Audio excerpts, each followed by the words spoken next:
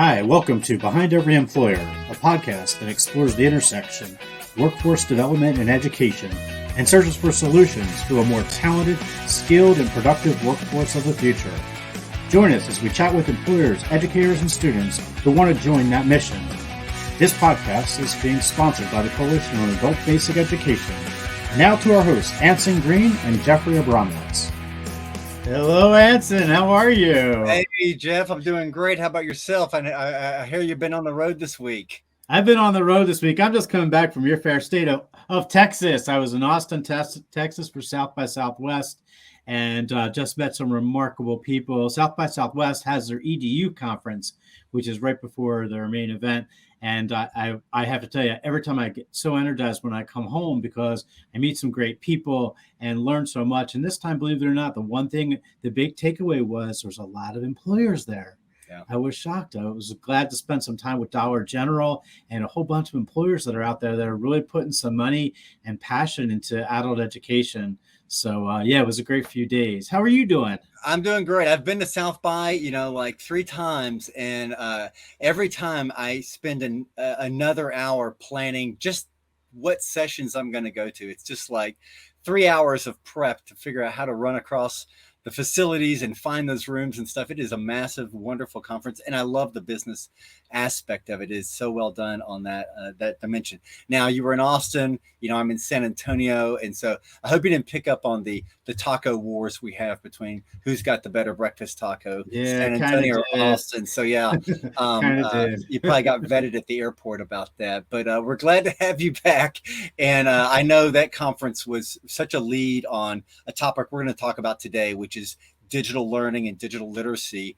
And that has gotten me fired up lately. I am so excited about everything I look at now is prepping us and getting us ready for all the activities around the Digital Equity Act. $2.7 billion out there to the states coming in the next few years to help on the equity issues that we need so much in our communities to connect them through, the hardware and the wires of broadband, but also the access for our underserved communities. And I keep just thinking about how can businesses get more involved in this? How can adult education, colleges get involved in this? Because it is a place where every state has got to be positioned and ready to go when grants come to the states and these things hit the street. So I'm getting fired up about it. I'm going to do my piece. I know our guest today is just a big digital guru, and he's going to be all on this stuff too. So that's what's got me fired up right now. And I just really am excited about where things are going in the digital lane. It's kind of, I call it the upside of the pandemic. The upside of the pandemic is really this renewed, just really new renaissance when it comes to thinking about digital for our underserved communities, for sure. Yeah, and the one thing that I really saw when I was out there too was a real acknowledgement of how much more we have to do. Not only just educating people, but not assuming. There's so many people today that are in the workforce that still need digital skills. They still need to skill up and are really getting in the game. Employers are starting to get it. And more importantly, I think we're all starting to get it. We know we have to put some investment and some dollars into it. We have to not only make sure the hardware is there, but we really have to think about how do we get access to everybody that needs it, because it's just so vitally important. Absolutely. Absolutely. So let's tee up our guest here. I'm just so excited about having Hao Dinh on the podcast today. I love his tagline. He brands himself as an experience junkie. Born in Vietnam, now in the United States, he has worked all across Europe, Southeast Asia, United States, in a wide variety of sectors. And he brings this broad perspective of different areas of the digital landscape when it comes to working on his passion, which is really nurturing these creative communities and creative confidence within companies and in local communities. And I really want to ask him, he's got 2 nonprofits helping students that are non-tech nerds out there becoming tech nerds and helping them spark their creative skills and their innovative fire to get them ready for the digital economy. So this is like digital week for us on the podcast. Love it. And I'm so excited about where we're going. Awesome. And let's take a quick break Yeah. so we can give Hal a lot of time, and we'll be right back.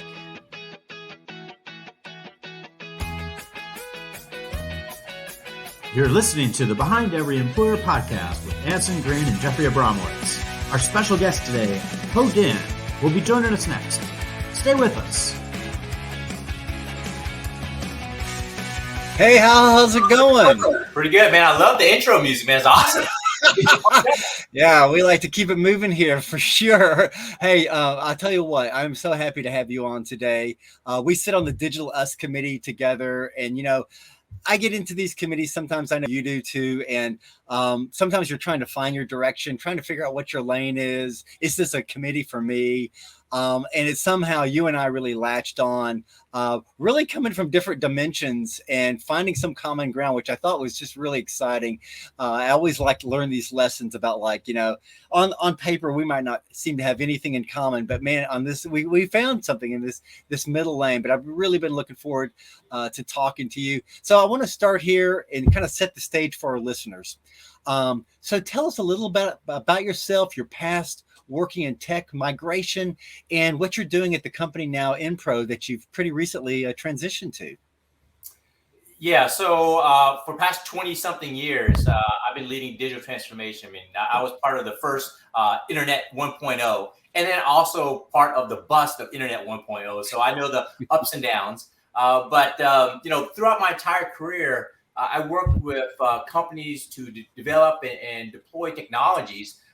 And unfortunately, on the results associated with it was laying off people, because we were, either automating or digitizing processes that didn't need humans to do that type of work anymore. And early in my career, I was just going along doing my job. And as I got older and wiser, I started feeling uncomfortable with the results of the work that I was doing. So I started focusing on how do we get everyone trained and involved and can benefit from all this digital stuff that we're doing. So yeah, I've been doing both the digital transformation and also the digital upskilling that we're going to talk about today that I'm really excited about. Yeah, I'm so glad to hear that. And let me give the audience a little bit of background. So we sit on the Digital Us, that's US, the Digital Us Employer Network. And when I'm on those, like I said, I'm always looking for house feedback. It's one of those groups where we've got a few firebrands that are always out there throwing some great ideas on the table. But let me tell everybody about Digital Us. It's part of Upskill America at the Aspen Institute. Just Google it up. You'll be able to find out more about it.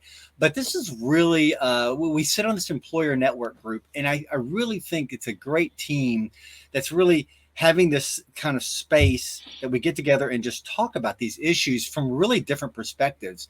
I'm coming from food production at Tyson Foods. We've got folks from tech. We've got folks from publishing, folks from retail, technology, and just to hear kind of the different perspectives coming in from different angles in the center there on digital deployment and upskilling America's workforce, I think is just so exciting. So check it out, folks. And I want to ask you a question. So, the committee brought us together, and it's one of the areas that you and I just really hit it off. And one thing you said early on, and we really had some good discussions about it, was framing, kind of like how we frame our views on things with certain biases and biases about upskilling. Could you describe that more for our listeners? I really find that aspect so exciting.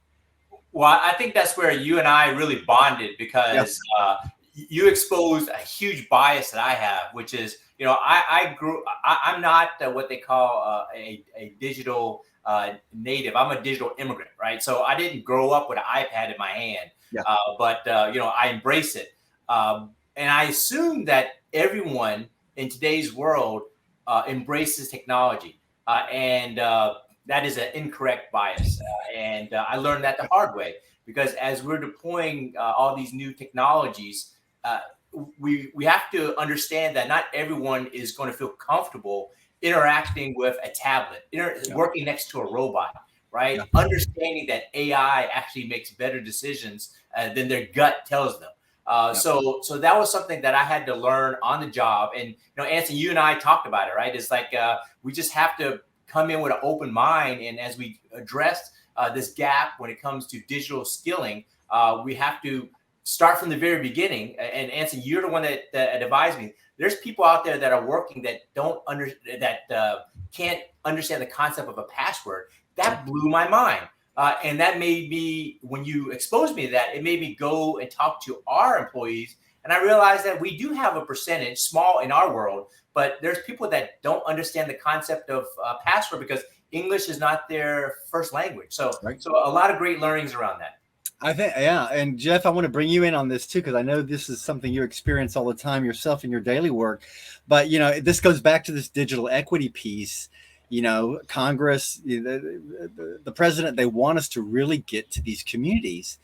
And it's this bias. I liked hearing that from you because it was a good discussion. I see it in my work, when I work with some of our people in our IT department about deployment of technology. And they just the other day I had this conversation about, you brought up passwords, about the passwords. And this fellow from IT said, well, you should be able to teach that in, 20 or 30 minutes. And I'm like, do you understand that we're talking about individuals that don't know the Roman alphabet?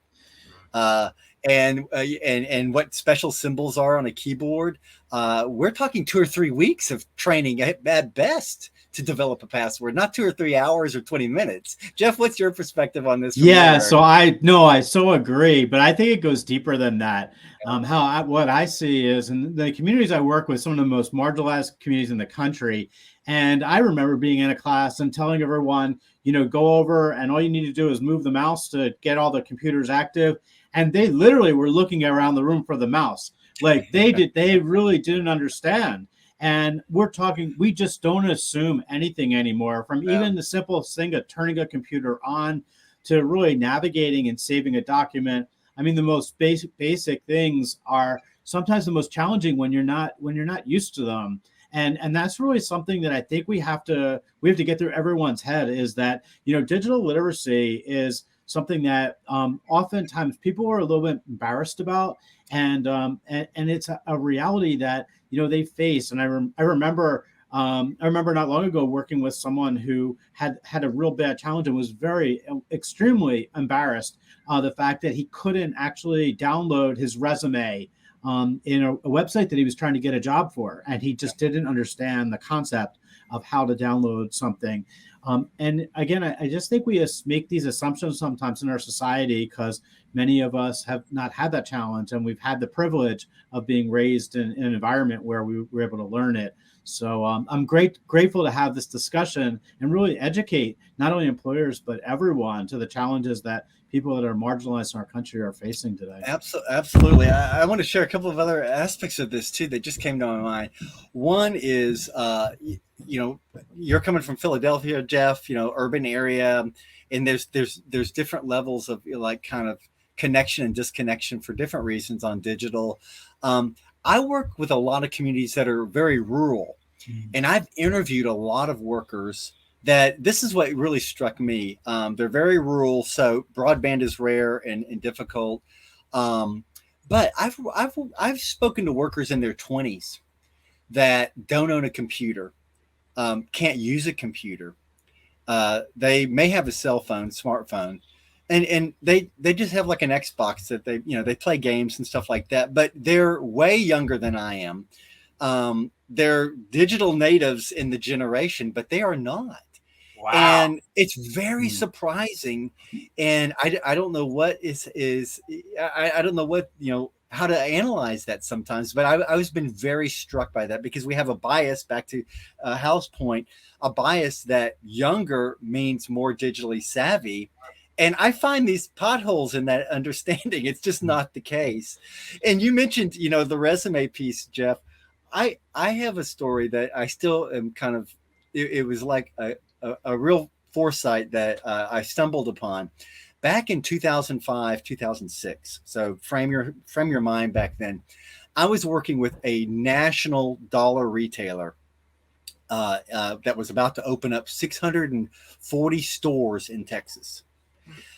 They were in 2005-06. They wanted to put kiosks in the stores for individuals to apply for jobs. So like have your customer apply for a job in the store. And I was amazed at the time thinking, have you even wondered if your customers could use a computer kiosk in 2005 to apply for jobs? Because they were wanting to get rid of, the paper-based system of resumes. So to me, that was just like one of these aspects where, that was 2005. Of course, this is like the default setting now for resumes.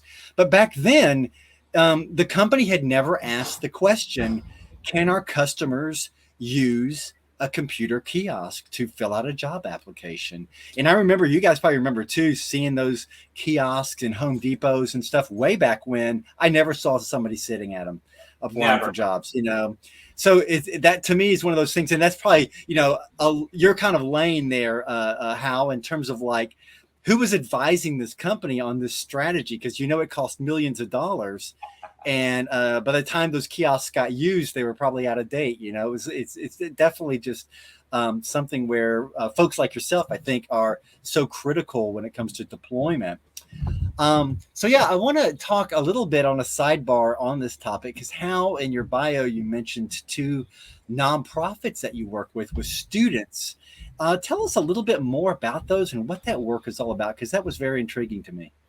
Yes. So, one of the things I've learned is try to get, if you get people exposed early on, around technologies and ideas and being open-minded, then, it makes it easier as they get older to embrace change. So my first startup was back in 2012. Wow. I just realized I was doing the math in my head. That was like 10 years ago.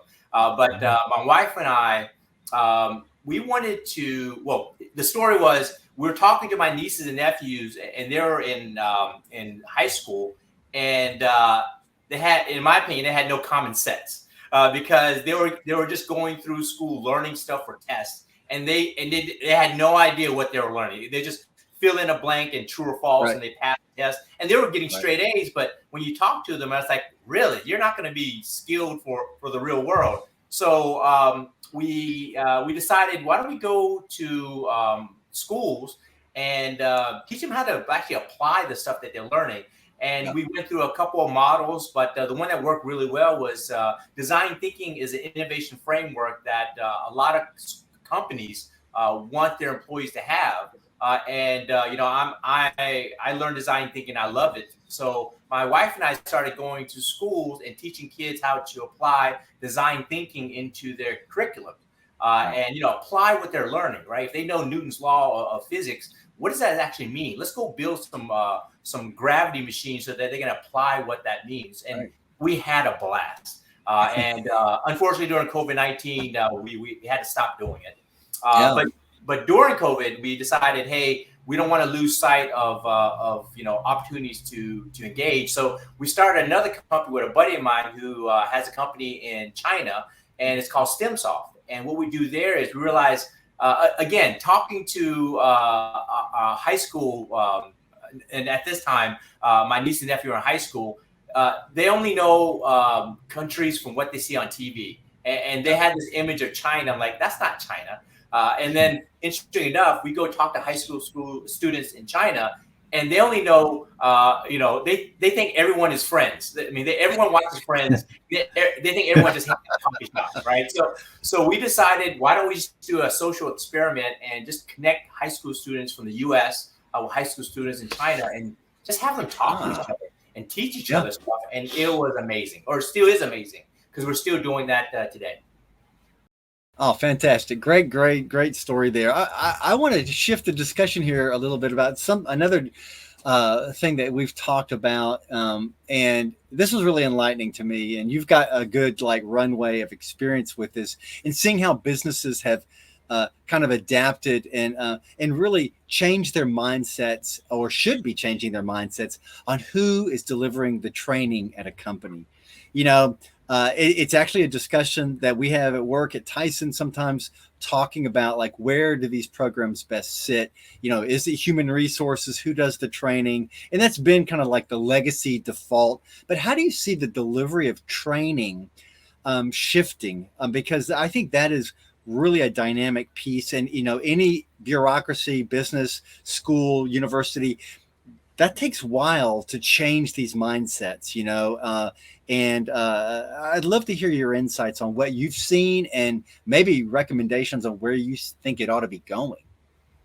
I tell you what, if I was young and had the mindset of, you know what, let me go do a startup, I would do a startup in this space because it is ripe for disruption. Because, Anson, to your point, the way training has happened in pretty much all the companies I work for is, you develop some training material in PowerPoint and then you give it to HR and they just continuously give that same training. And it's worked because, if you think about it, in the past, especially in our frontline employees, right? Certain things they need to do, and it's standardized, right? It's a standard operating procedure, and you really don't have to be an expert to go teach it because they just need to follow a process. Yep. The problem is in today's world around digital, technology changes every week, and then also we always have an app that always has upgrades. So there's no training material that you can create today that, in my opinion, in the digital world is going to be relevant a month from now.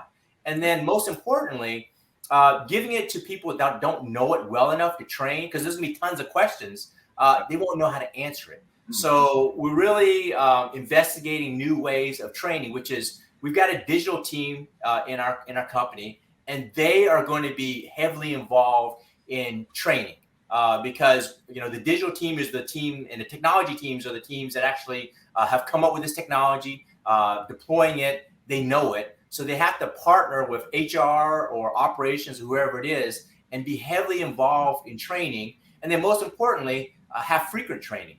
Right. And then that's on the, the teacher side. But you also have to change the mindset of the employees and having them realize that if you go through training on day one or week one of starting a job, in the past, you didn't have to go to training for like another year, right? Yeah. And you still got your job done. But the thing is, in today's world, you have to be open-minded to realize that you're going to be retrained pretty much every month because we're coming out with latest and greatest technologies, automation, and all this stuff in a digital world that you just got to have that open mindset that I got to keep on learning, which I think a lot of people are embracing and are enjoying. Right. So it's interesting you talk that way because honestly, it's such a problem in the workforce because, we don't continue to train. And now what's happening is more and more companies, I was on a panel last week with Pico, a big energy employer, and Comcast. And they were talking about now looking within their company because the labor market now is really hard and people are looking for talent. They're looking for people in the workforce. And they're realizing, we got it right here. We got all this talent. We just got to train them. We got to skill them. We got to get them educated to move up. And we just don't do that really well. We've never have. And, in part it's because I think companies never saw the return on investment. I really understood it, that if we invested in our own employees and really tried to give them the skill to really continue to move, they could move up that ladder. And they really could progress. And I think it's because of some of the work you're doing, Hal, across the country. The employers are starting to get it, you and Anson as well, trying to get that message through. I think it's awesome. Yeah, one thing that came to mind as you're speaking there, Hal, too, and this kind of gets us, back into bridging into, the education community too. And I'm sure you experienced this week over at South by Southwest, Jeff, but the discussion's been on the table. The pandemic kind of disrupted the conference world, the learning world of the conference, which was largely, love it or hate it, drill and kill presentations, PowerPoint, death by PowerPoint, whatever. And, when we transferred our conferences onto online platforms, one thing I noticed, and now I'm really seeing it, is that we were able to modularize what we were teaching and do things like live polling and do things like breakout rooms and do things like chat. I was in a session recently where it was in person with about 25 people, online at the same time, so hybrid with about 80 people, and then a presenter that was online and one that was in person. So it was a kind of a full production. And I can tell you the people online had a much better experience than the people in the audience. And I was sitting there saying, like, why did I come up here to go to this event? But one of the reasons why, which I think is really exciting, and this goes back to, you know, how companies could do more dynamic things with training. Definitely in education, we need to be thinking this way. While presenters are speaking online, the chat is going wild. You can't do that in a live audience because you can't turn around unless you're just really a bore and talk to your buddy, you know? So there was this more dynamic nature. And I think smart people in the training world are going to think about how to take what we've learned in these online environments and do onboarding training with, you know, online, where instead of bringing people in and putting them into a hotel room for a week or something like that, modularize it, put it online, make it dynamic. Because we've learned those skills during the pandemic. So I really just Anson, I got to interrupt because I got to tell you that I was at South by Southwest and honestly, they had the greatest thing. They had this app that you got on your phone and you could actually in the audience while you were live, and this was blended too, so it was live and virtual, that you could actually ask a question from the audience. And what it did was it automatically, people could vote for your question online. Oh, wow. So they could see what the most common question was, and they went right to that. So I think we're starting to get it, Anson. We're starting to get it. But think about that, how, like, I'm sure some companies are doing this. There's no doubt about it. But I mean, to me, that's the new normal for training. And who's delivering it. And really part of it is, you know, not just trainers, but almost a production team. Yeah. Because it takes a lot of logistics to make that effective. So really good insights there. Another question I have coming up here, we've talked about this, but we definitely are seeing this at Tyson, where I'm working. Every company's seeing it. You've been really on the front of it, which is the whole topic of the migration to new technologies. And, you know, what are the dynamics you see when companies are making decisions about buying new technology? Where are they short in their thinking? Where are they long in their thinking? I brought up the dollar store example where somebody was, you know, bankrolling millions and millions on online kiosks for, you know, getting a job. And I'm sure that person was not deploying it and probably was not around to see what happened in the situation. But what does that look like? What do you see good companies doing when it comes to deploying new technologies?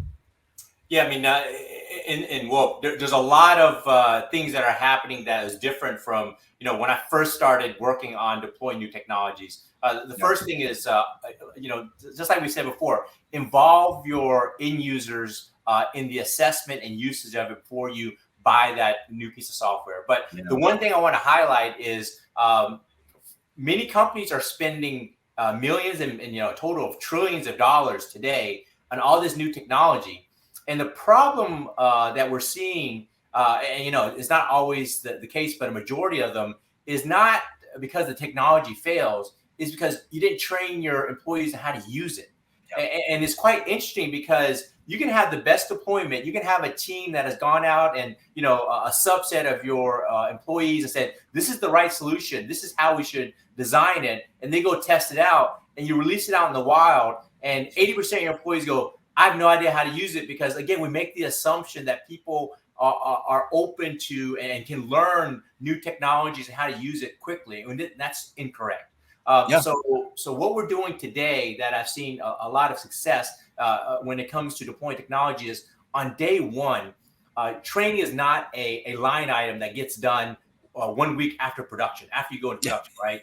Training and upskilling is discussed on day one, saying, hey, we need a budget to start getting people first educated on why we are deploying this new technology, get them bought in on it, get them wanting the technology and requesting it, so that when we finally move it into production for them to use, they want it, so we don't have to like push it down their throats. They've been trained how to use it so they can take advantage of it. And then most importantly, they come back and say, hey, I like it so much, but, you know, can you add X, Y, and Z? And it just makes it better and better. So companies that can embrace that learning and upskilling and training on day one of any type of new technology, I think it'll be very successful. Yeah, I love that idea. And I was trying to do some math, you know, I'm guessing at math problems, but I bet you You probably know the numbers here, but I'm thinking like the ratio of like technology cost for new deployments versus the training cost is probably like 100 to 1, or I don't know what it is, but it goes to your point in terms of this relationship with the more training and long-term training, like considered training, not just like one-off, like you're saying, the company that made the technology does the training, they fly out of town and that's it, but really building that in.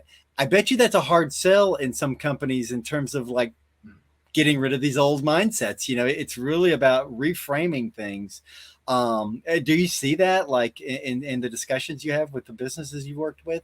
Oh, it is a total mind shift. And I make it sound like it's easy and it's being done, but it's not, right? But we're taking the baby steps, right? So now, in my current role, I bring in technology, but I make sure that when we discuss an opportunity, the first thing I talk about is a business case. So I don't talk about technology right away. And actually, it takes a couple of weeks before I bring up any type of technology. But when I start bringing up technology, then I automatically say, hey, let's make sure people are aware of this technology. Right now, artificial intelligence is being discussed everywhere. But if you really take a look at people and their mindsets around artificial intelligence, they're scared of it, because in their mind, they're saying, you know what? All I read about is AI is going to take over the world, and most importantly, take over my job. And one of the things that we are doing when we're deploying AI, artificial intelligence, is we're saying it's good. Well, I personally believe sometime in the future that might be the case, but not anytime soon. But you still need a human to take the results of any type of artificial intelligence insights to actually do something with it. And so we're freeing the human up from all the data crunching and gut feeling, and say, you know what, here's some options that AI gives you, but you're the one that makes the final decision. You're the one that actually takes action of it. So we need you. And we also need you to tell us this AI is wrong, right? Because AI is not going to be right all the time. So once you have that type of discussion with people, especially around AI, and just replace the AI with any new technology, have them involved in the conversation so that they don't feel that it's going to take their job or do something negative for them, and realize that you need them to get this technology to work. It opens up the conversation. You get a better support and better deployment. Yeah, Hal, it's interesting too, because I think that the messaging has to be really clear, is that we're willing to train you on this, right? Yeah. We're not going to replace you. We're going to train you on it. We want to get you involved in all this. And it's funny, but there was a great article that came out, a study came out during the pandemic, and it really talked about the fact that we've really pushed ourselves. This was inevitable. Like AI is a thing that's moving forward, and the pandemic kind of just accelerated things. And what we're really seeing in the marketplace is a fear. We're seeing the entry-level worker now is really fearful and not in the workforce, and they're not in the labor pool.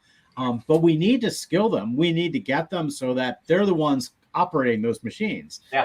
They're making those decisions. So it's something that's going to be here in the future. And I think the pandemic has kind of accelerated that whole process. It's a good point. I love this idea of the branding of the fear. It's like automation, AI. What are the first things that come to the worker's mind, to our mind? And that is something that you can get in front of. But right now, I don't think that's happening. Those things are being bandied about as being positive and assets and future focused. So, and then this whole idea, I had a similar observation, Jeff, about I mentioned a lot of the work I do is in very rural areas, and I had a real perceptive manager talking about automation and how things are shifting and what the future looks like. And his observation is just what Hal was saying, like we still need the workers to use and check the quality and work on be the kind of critical eye. And this is our workforce. There's not another workforce out here in the rural area, so we've got to bridge that gap. And man, that was really almost kind of this like jarring discussion, because I'm like, yeah, you can't just replace a workforce. You've got to grow. No company wants to do that. They want to grow their tenured workforce. That's a big misconception that I've learned over the years. There's no efficiencies there in laying off workers and finding new ones, and that kind of disruption has no upside really. It is something that is kind of a stereotype, I think, that folks that aren't in the industry feel about that, and it's something definitely that workers, entry-level workers, for sure fear. Anson, there's a great line by Henry Ford. He said, "If I asked them what they wanted, they would have told me a faster horse." Absolutely. Well, I want to tee up here our get ready for our lightning round coming up here, and I got one more question, Hal, and it's kind of bleeds into from what we've been talking about, but this could be just some forecasting, kind of edge of the seat forecasting for you here, but if you think about that entry level workforce, that limited English workforce, maybe pretty underskilled workforce, and then these new technologies, which on the surface may seem complicated and difficult and all those kind of things. But I'm wondering, is there a space where things like VR and other things like that can really maximize helping bridging that gap? Do you see a lane like that from the kind of stereotypical, this is only going to get more digitally advanced? Do you see something where things get easier because of the introduction of technology?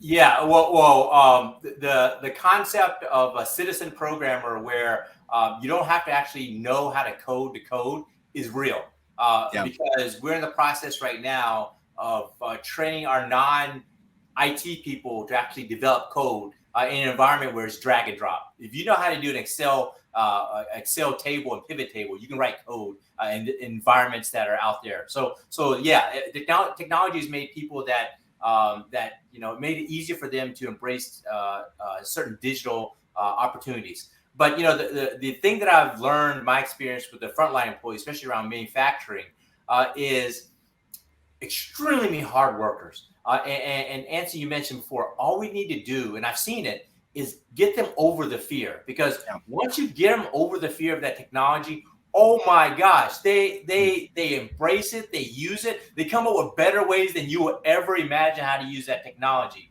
But the hump to overcome is that initial fear, and it can be done.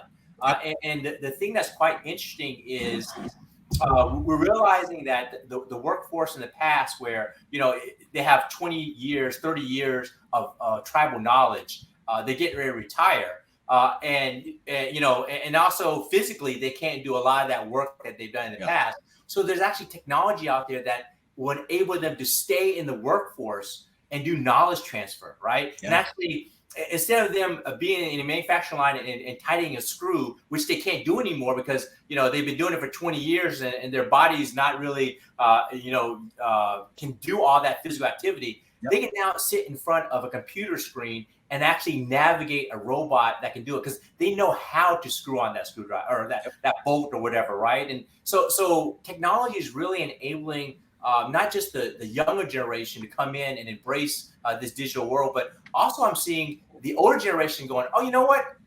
In the past, I would have retired by now, but now I sit in front of a computer and I tell the computer what to do. And I know better than the computer. And we love that. And that's all driven by technology. And again, get them over the fear. Get them over the fear. I think it's a branding of this fear. It's really getting in front of that. Something else I've seen that it really it just takes things out of a different direction for individuals that speak other languages is the use of like digital interpreters and Google Voice. It's like why am I worried about teaching people English now? Like we can just use Google Voice, and I'm seeing it. I'm like, man, this is totally disruptive to what Jeff and I do in our day-to-day jobs.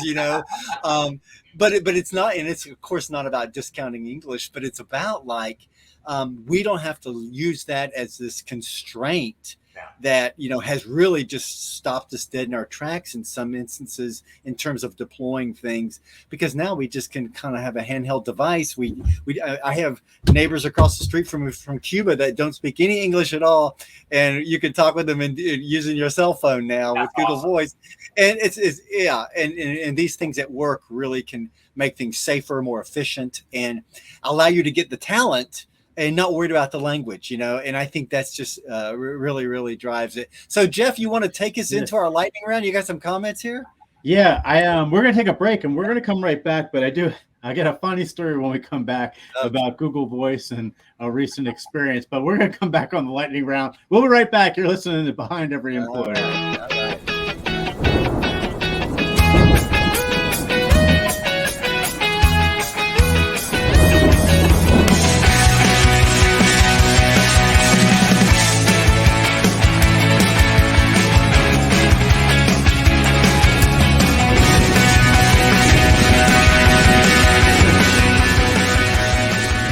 We are back Behind Every Employer, and this is the lightning round. We are going to be, for the next few minutes, and before we close out, we're going to be talking about things that strike you. Just we hope lightning doesn't strike you. But I want to kick us off because I got something funny that happened, and we're just talking about Google and Google Voice. And I told you in the beginning of the show that I was away for a few days, came home last night, and walked upstairs, and I said, as I turned my lights on, I said, hey, Google, I missed you, and didn't expect a response. But here, I swear, this is the response I got. I missed you too, just like a cookie misses chocolate chips. And I was like, where the heck did that come from? It was the greatest thing. I was like, I had a full discussion with Google Voice and my alarm clock.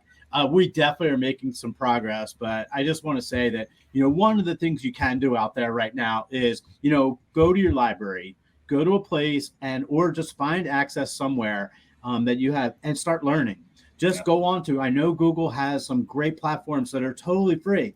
Just don't be afraid of it. Jump in. And if you even Google free digital literacy, there are tons of material out there that are totally for free. And just get on, start playing, really learn the basics. And if it means just figuring out a password or how to operate a mouse or whatever it is, that's what has to happen. You got to start at the very beginning and work your way all the way up, but just do it. A lot of great platforms out there. My call to action for everyone out there that strikes me is digital literacy is thing today, tomorrow, and the future. And we have to embrace it and learn from it. And I hope everybody will go out and take a few steps to do that. All right. And I'm going to get my call to action, and I'm going to, I want to get back to our skateboard discussion we were having beforehand before we close this thing out. So don't let us close out without that one. But here's my call to action. And it goes back to some comments I made earlier. The Digital Equity Act. If you're listening and you're in any state, or right now it's at a state level discussion, but you need to start Googling, my state Digital Equity Act, and start trying to find out what is happening, because there's going to be block grants that go to states for planning around digital equity. Businesses, adult education, your community colleges, nonprofits, we need to be in there, because the goal is to find out what are the best ways to reach underserved populations. So there'll be these planning grants that every state will get. And then there's going to be, these are like capacity building grants. And then there'll be competitive grants that local communities can go for. And those that are situated well, that have these discussions, that have multifaceted partners, are going to win on that. And then I can tell you right now, there's going to be communities that are not going to win on that because they did not mobilize early. And these things take time. It's kind of a new era for us, a new area too, for us to build out in. So that's my call to action, is get involved in your state on what's happening in the Digital Equity Act. Hal, what's your call to action for the audience here? I would say, as any person listening, my call to action is look at your biases when it comes to technology. As in, if you're scared of technology, don't be. And it's not scary. I mean, it used to be scary, but we've made technology so easy these days to go learn. So go look for opportunities, go learn that technology, because it's out there to learn it quite easily. And then on the other side, companies that are deploying technology, again, look at your biases. Don't be like me and assume that everyone is okay working next to a robot. they're not, right? And then they can interact with a touchscreen. They cannot. So make sure that you don't leave behind those people, because some of those people are like amazing employees, and all you need to do is help them build that bridge to get them to get over that fear. And you've got your star employees for another generation. So that's my call to action. Oh, I love that embrace. That's fantastic. Okay, so now we're going to go to the skateboard. Okay, so Hal, before we started this, I was looking at your bio and I saw professional skateboarder, and I was like, oh man, that's awesome. And I've got a BMX background and was very competitive in that, and freestyle. So you and I share the half pipe together. But we learned prior to recording today that there's another half pipe story. So Jeff, tell us your half pipe story. Yeah, so I knew we were going to end on this, but we might as well send them out smiling, because so my definition of a half pipe, really, they forgot half of it. It should be a full pipe, because I had the opportunity with my nephews and my daughter to go and try skateboarding, and they got me up on a half pipe pretty high up. And let's just say that about 15 minutes after I attempted this, my daughter was running around looking for my wife and yelling, I think daddy's dead. And I was laid out at the bottom of the half pipe. And yeah, I needed a full pipe to get me around, and it just didn't happen. But just crazy. I respect so much your talent on a skateboard, because I got to tell you, it's not easy. It's a lot harder than it looks. I love that story. Okay, so this has been a great podcast. How can we get a hold of you? How can our listeners get a hold of you? I will. I've got a Twitter account at HNDin, DINH.